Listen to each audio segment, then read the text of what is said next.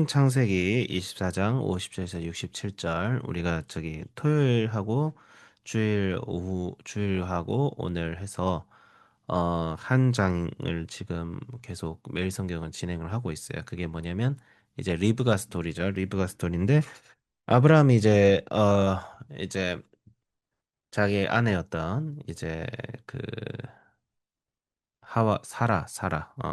사라를 떠나보낸 이후에 이제 이삭도 장성하고 그래서 이제는 가문을 이을 때가 됐어요. 가문을 이을 때가 됐고 당시에는 이제 뭐 연애 결혼도 아니었으니까 이제 데려와서 이제 혼수를 두는데 이제 아브라함은 확실히 알았던 것 같아요. 이 가나안의 풍습을 따를 수는 없다. 가나안의 풍습을 따른 여인을 맞이하면 하나님의 언약을 하나님께서 아브라함과 그의 가문에게 주신 약속과 언약을 이행할 수가 없겠다라는 판단을 아브라함은 분명히 했어요. 그래서 아브라함이 기억했던 것은 당시 아브라함의 친족이었죠. 같이 갈대아 우르라는 그 본토 고향의 집을 떠나서 이따가 하란에 정착한 그의 일가들이 생각이 났어요. 그 일가들의 중에서 이제 일가들의 후손들은 아무래도 아브라함의 자녀 이삭과는 촌수가 많이 멀어지겠죠. 그래서 성경에서 금지한 거는 삼촌까지는 결혼을 금지하고 있고 사촌부터는 허용을 하고 있어요. 이게 구약 율법과 우리나라 풍습에 좀 차이가 좀 있어요. 우리나라 같은 경우는 촌수를 굉장히 멀게 보잖아요. 좀 결혼을 제한하는 촌수를. 근데 이제 구약은 그것보다는 좀 좁아요. 구약은 그것보다 좀 좁고 그래서 이제 그 당시 사촌 간의 결혼도 흔하게 일어나던 시대이긴 했어요. 물론 지금 기준으로 보면 조금 이상할 수 있는데 그 당시에는 시족 사회였기 때문에 그런 게 가능했던 거죠. 그래서 이삭과 촌수는 멀지만 그래도 이제 배필로 삼을 만한 사람을 찾기 위해서 그의 늙은 종을 불러서 그 늙은 종이라고 하지만 아브라함의 모든 것을 맡은 그러니까 아브라함 가문의 한 2인, 뭐 2인자라고 하면 좀 그렇지만 몽학 선생 그러니까 이삭을 키우고 이삭의 몽학 선생 역할을 했던 사람이 아니었을까.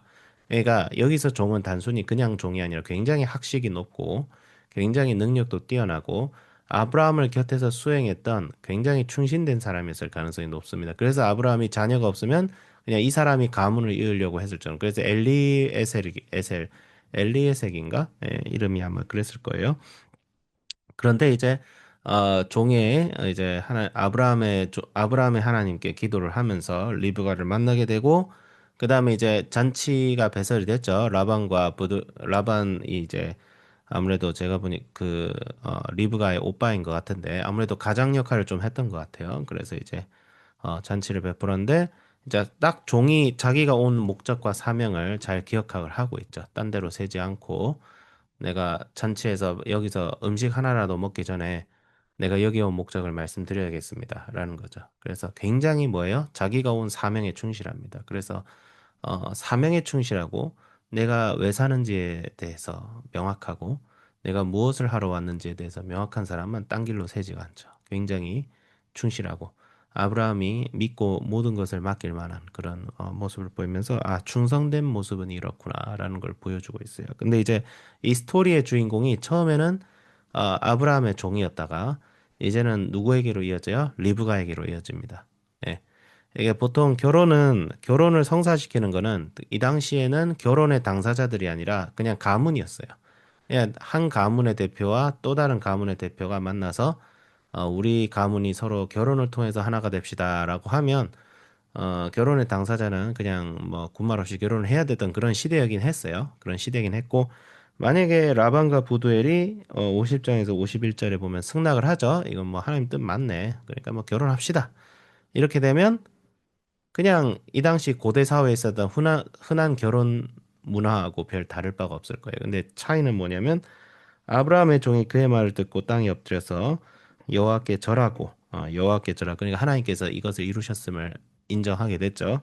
은금 패물과 의복을 꺼내 리브가에게 주고 그의 오라버니와 어머니에게도 보물을 주니라. 이거는 혼수죠. 예, 이 당시는 혼수를 주는 문화였기 때문에 혼수를 줬어요. 여기까지는 그냥 어, 그냥 흔한 뭐 결혼이 흔할 수는 없지만 이 당시에 행해졌던 결혼 풍습대로 한 건데 이게 중요한 건 이제 그 다음 날에 먹고 마시고 유숙하고 아침에 일어나 그가 이르되 나를 보내소서 내 주인에게 돌아가게 하소서.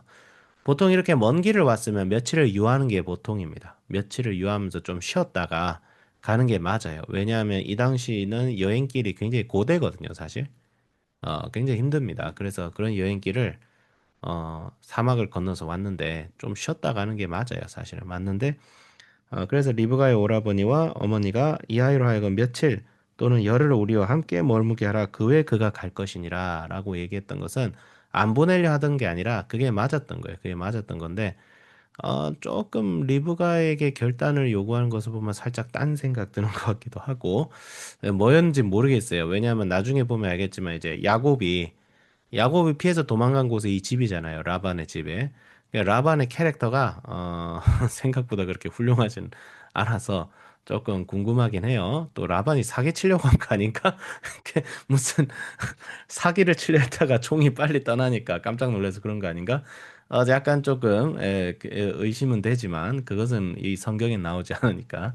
그래서 이게 아무리 사기를 치려 해도 정직한 사람은 못 이기죠. 그래서 종이 딱 자기는 가겠다 이러니까 그때 그들이 이르되 우리가 소녀를 불러 그에게 물으리라 하고 리브가에게 묻습니다. 여기서부터 뭐가 돼요?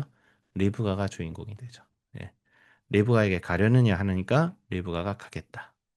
그러니까 종도 그렇지만 리브가의 캐릭터도 굉장히 범상치가 않아요.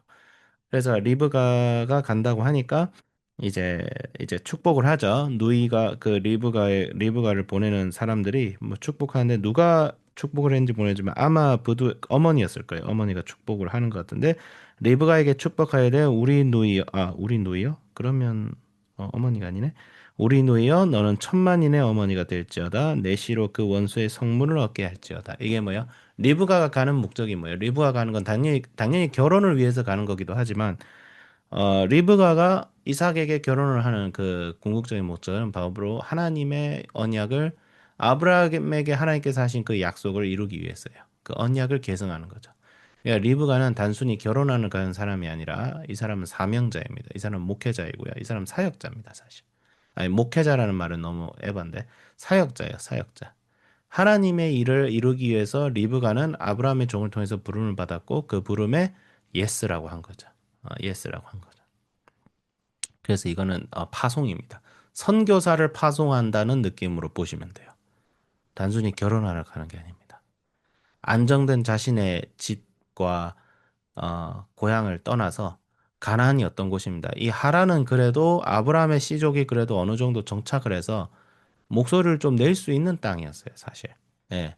근데 아브라함이 가는 곳은 뭐예요? 아브라함이 정착한 곳으로 가는 건 뭐예요? 그냥 개고생하는 거예요. 거류민이에요. 아브라함이 그 막벨라 굴을 샀을 때 그 현장을 보세요. 아브라함은 거류민이었어요. 그러니까 외국인이었어요. 외국인. 외국인 거주증을 가지고 사는 사람이고 신분도 불명확했고 하나님께서 언약을 주신다고 하지만 그게 살아생전 이루어질 것도 아니고 근데 리브가는 가죠. 왜? 이게 하나님의 뜻이라는 것을 알고 있었고 거기에 결단을 내린 거죠. 그러니까 하나님의 뜻이 명확하다 할지라도 나의 결단이 있어야 된다. 결단이 있어야 된다. 믿음의 결단, 내가 예수님을 믿겠다는 결단, 예수님이 내 인생의 주인과 왕이라는 결단, 예수님 뜻대로 살겠다는 매 순간의 선택은 우리의 결단입니다.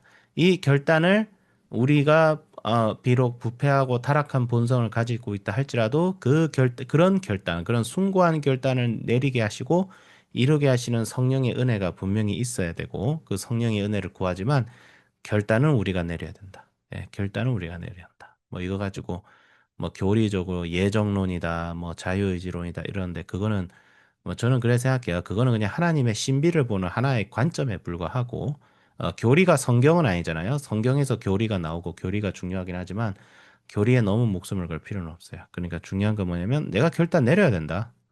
결국 하나님의 은혜로 내가 결단을 내린다 할지라도 그 결단 내리는 건 나다. 그러니까 결단을 내려야 됩니다. 결단을 내려야 되고 그 결단을 내리고 리브가가 왔을 때 이제 이삭이 눈을 들어서 리브가를 보고 리브가를 맞이하고 리브가를 통해서 자기 어머니를 잃었을 때의 그 아픔의 위로를 받았다라는 거죠. 이 위로라는 것은 평화죠. 평화. 그러니까 리브가가 오고 평화가 임했다. 평화가 임했다. 리브가는 나중에 하나님의 약속을 이행하는 데 있어 굉장히 중요합니다. 왜냐하면 에서와 야곱을 이제 쌍둥이를 임신을 했죠. 임신을 했을 때 하나님께서 이제 리브가에게 직접 말씀하시죠. 동생이 언약을 이을 것이다. 동생의 야곱이라고 하죠. 그런데 참 보면 알겠지만 나중에 이삭이 하나님 말씀대로 하지 않고 자기가 원하는 대로 하려다가 리브가에게 참교육 당하죠. 이제 리브가 리브가에게 참교육을 좀 당하고 예, 야곱이 그래 돼요. 그래서 리브가 굉장히 중요합니다.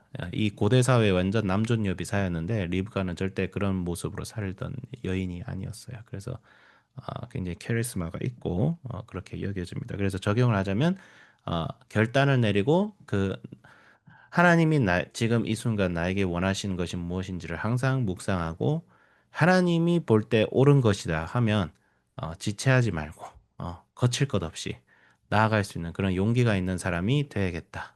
어, 하나님의 뜻을 구하는 방법은 기도하면서 말씀을 읽고 하나님의 뜻을 매 순간 매 순간 구하는 거겠죠.